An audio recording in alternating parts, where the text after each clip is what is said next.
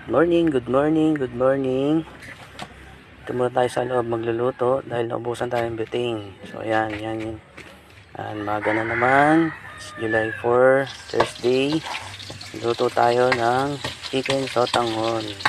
So ayan guys. Nagisa na siya. Ayan, nilagyan ng tubig.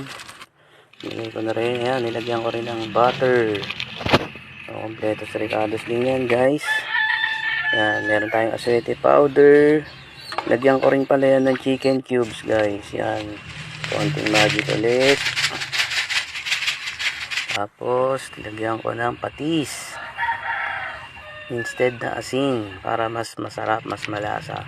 Yan, paminta. So yan, may cabbage yan. So yan, may carrots. So yan guys, kumulo na siya. Luto na ang ating chicken sotanghon.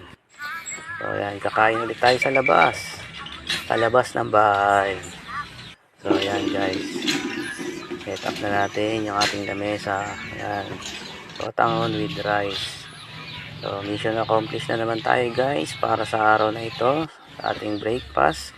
Samahan nyo kami guys. Kain tayo. Magandang araw and God bless to all. Thank you.